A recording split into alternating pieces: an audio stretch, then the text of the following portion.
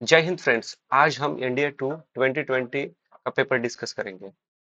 तो question number 51, which one of the following was composed by Harisena. तो इसका answer है ऑप्शन नंबर बी, प्रज्ञा प्रशस्ति of Samudragupta.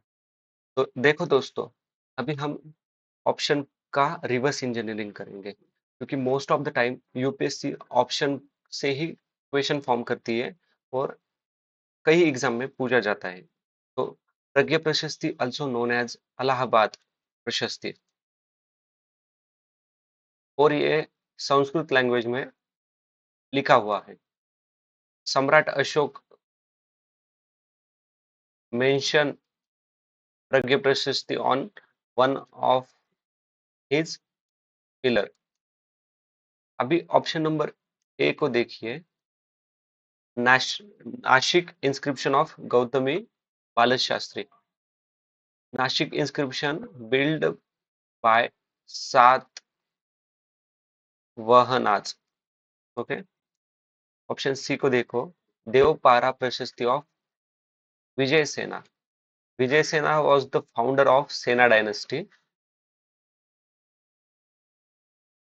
and he was the it was located in Bengal. Option D, Hathi Gumfa inscription of Karevela, built in 2nd BCE, and it is dedicated to Jain Omkar Mandravi. So next question 52. Consider the following events. Which one of the following is the correct sequence of the above events? Okay. So option number one, establishment of planning commission. Establishment.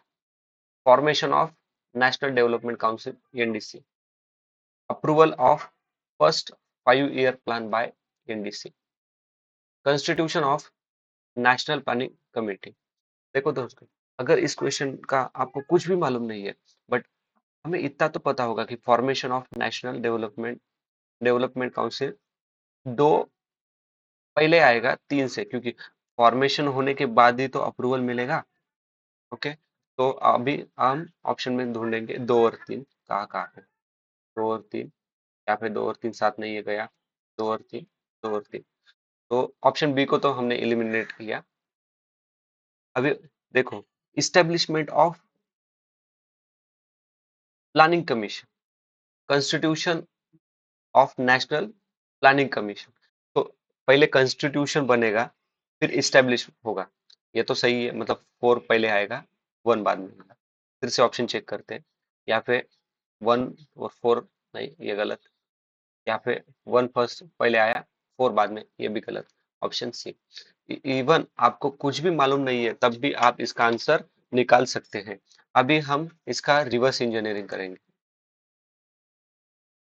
देखो, establishment of planning commission in 1950, okay, और formation of national development council 1952, constitution of national planning committee 1938। इसके chairman थे Subhash Chandra Bose and Jawaharlal Nehru. Jawaharlal Nehru. अभी देखो दोस्तों, approval of first 5-year plan by NDC. Actually first 5-year plan was the only plan जो कि NDC ने approve नहीं किया था, क्योंकि एनडीसी फॉर्म ही हुई 1952 और first 5-year plan start in 1951। और फर्स्ट 5-year प्लान में सबसे ज्यादा प्राइमरी सेक्टर को इंपॉर्टेंस दिया है। अभी next question, question number 53, which one of the following battle would be seen as laying the formal foundation of British Raj in India? तो इसका आंसर है battle of Buxar, which is fought in 1764 between Britishers was Mir Qasim Nawab of Awadh, और मीर कासिम के साथ थे Shah Alam second Mughal king. और actually ये war Britishers जीत गए, और यहाँ पे ट्रीटी ऑफ इलाहाबाद साइन हुआ, और अंडर द ट्रीटी जो रेवेन्यू राइट्स है कहाँ के, बंगाल, बिहार, उड़ीसा, ये पूरे राइट्स गए ब्रिटिशर के पास। ओके, अभी ऑप्शन बी को देखिए, battle of Plassey. Battle of Plassey was fought in 1757 between Robert Clive was Siraj-ud-Daulah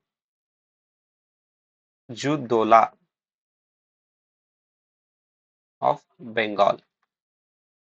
अभी आप सबको तो पता है रिवॉल्ट ऑफ 1857, और third battle of Panipat was fought between Marathas and Afghanistan's Abdali. Maratha lost this war. Okay, तो next question 54, where where in South India did the British East India Company construct a trading post in 1639? दोस्तों ये question आया तो आया, नहीं आया तो नहीं आया। इसका आंसर है मद्रासपट्टनम। एक्चुअली मद्रासपट्टनम में Francis day established company, and he also established Fort St. George in 1639, और 1696 में British East India Company build fort in Calcutta name Fort William. Question directly NCERT से पूछे गए हैं। अभी देखिए, जो कलाहस्ती है, कलाहस्ती इज इन आंध्र प्रदेश, और जो कृष्णदेवराया है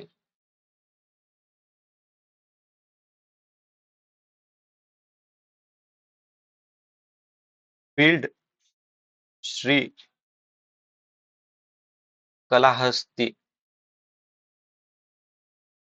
Shri Kalahasti Shiva temple in कलाहस्ती।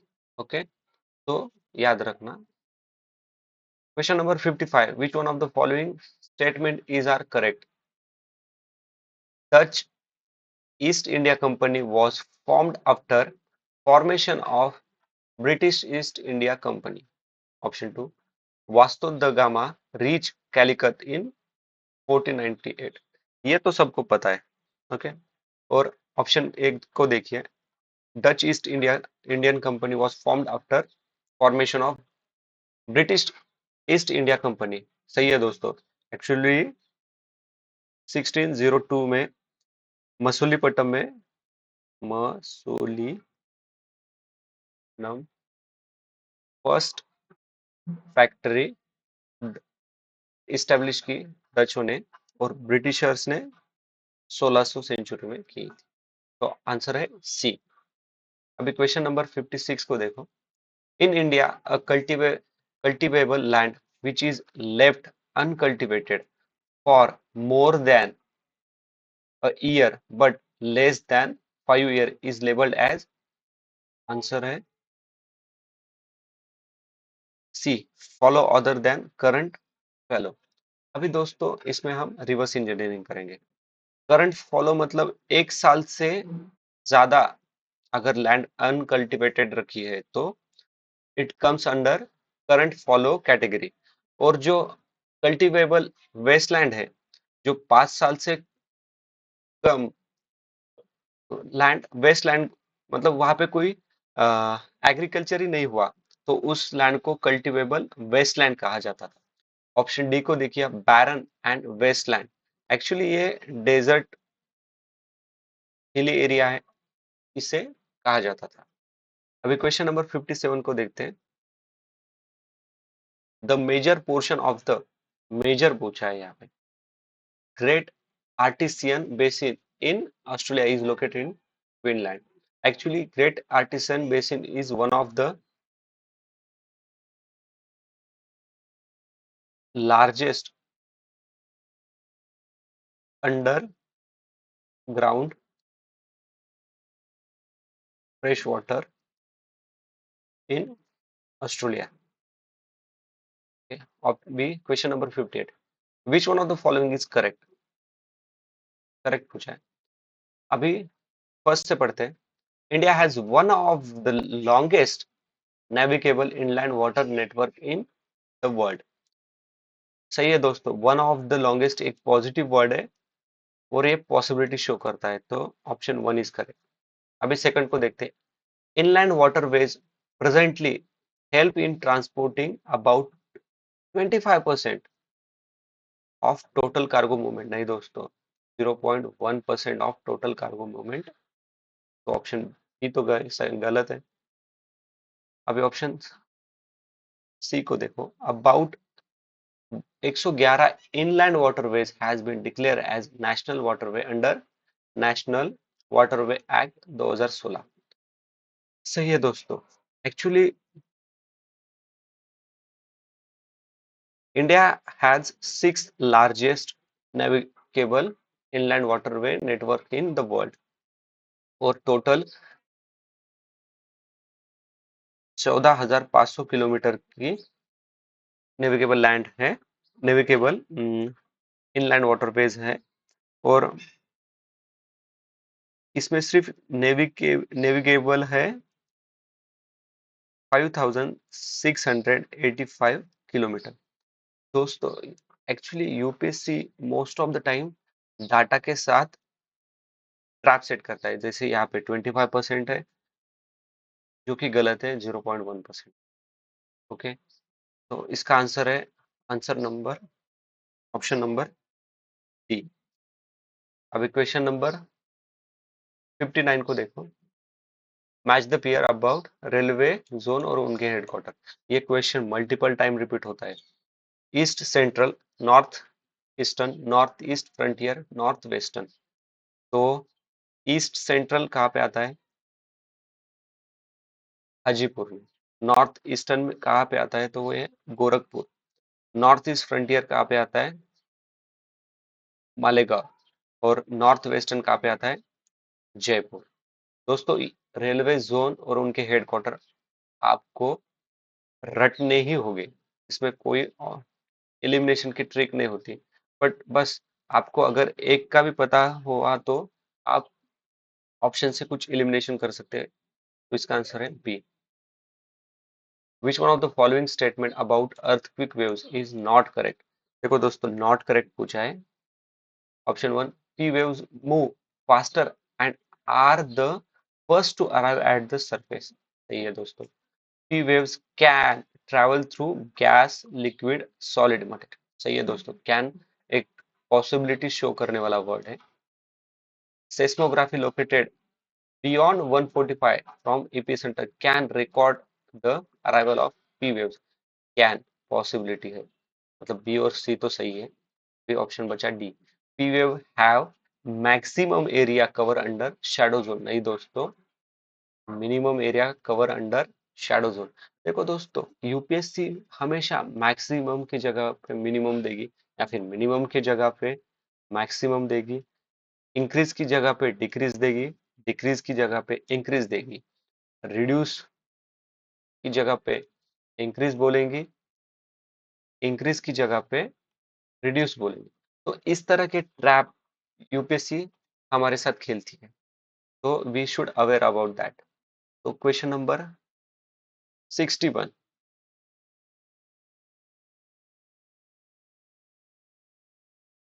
commercial unit of electrical energy is kilowatt hours which is equal to, ये क्वेश्चन डायरेक्टली है दोस्तों, आया तो आया, option A 3.6 into 10 raised to power 6 joule.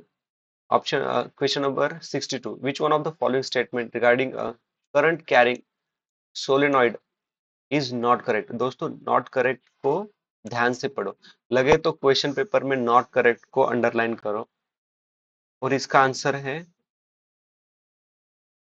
D. If a soft iron bar is inserted inside the solenoid, the magnetic field remains the same.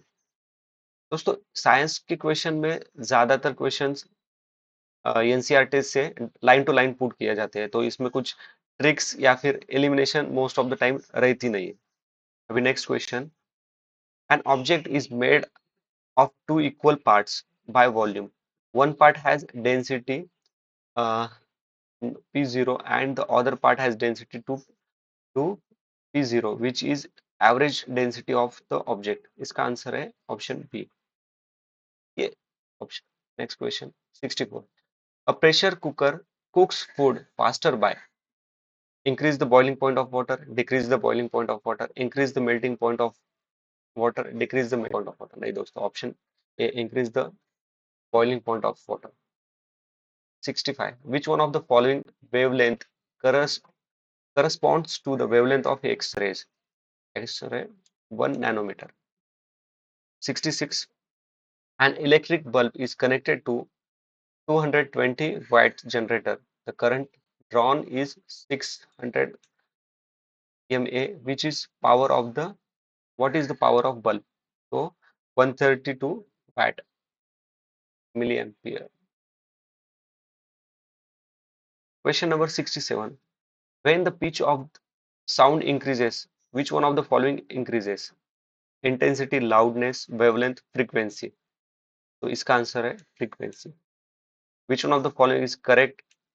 Reactivity series with water. दोस्तों ये question सीधा 9th standard के NCERT से पूछा है.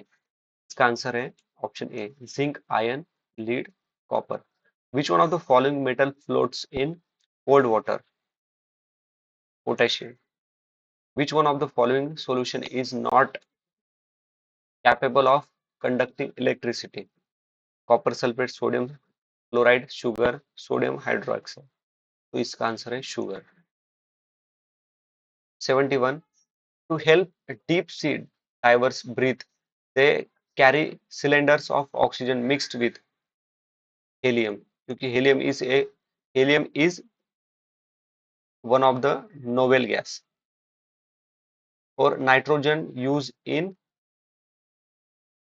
packed food like chips and kurkure biscuits, many more. Ozone O3. Okay. So question number 72. Which one of the following compound undergoes thermal decomposition? तो इसका answer है silver oxide. The transfer of electrical signal by nerve cell in human body is enabled by option number D, sodium and potassium. Silver artifact get tarnished in air due to the formation of silver chloride, silver oxide, silver sulfide, silver sulfate. तो इसका answer है silver sulphate. Human eyes can see object at different distance with constructing illuminations. This is due to accommodation of eyes. Which one of the following hormones increases the heartbeat in mammals? Option number D, adrenaline. Melatonin अपने skin का colour define होता है. अभी 77. The digestion of food in human intestine is performed by bile and lipase.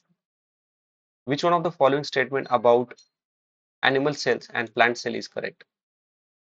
Okay तो देखिए दोस्तों, इसमें option B को देखिए. Animal cell has only cell membrane not cell wall but plant cell have both. देखो दोस्तों, अगर ये इस क्वेश्चन में एक हिडन हिंट रहती है. एनिमल सेल ऑप्शन 1 को देखिए, animal cell have only cell membrane not cell wall. Okay, अभी ऑप्शन बी को देखिए, animal cell have only cell membrane not cell wall.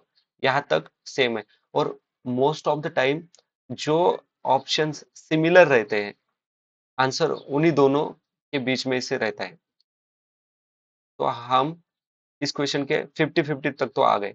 Okay, तो सी और डी तो गलत है।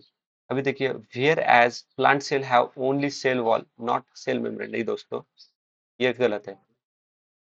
Plant cell have both. अभी क्वेश्चन नंबर 79 को देखिए, lymph is tissue fluid present in intercellular space, it resemble to plasma. आज का लास्ट का क्वेश्चन दोस्तों, the breakdown of glucose in cytoplasm result in the formation of pyruvate and energy. तो दोस्तों, इसी तरह के वैल्यू एडिशनल इंफॉर्मेशन के लिए फॉलो अवर चैनल और like share subscribe. Thank you. जय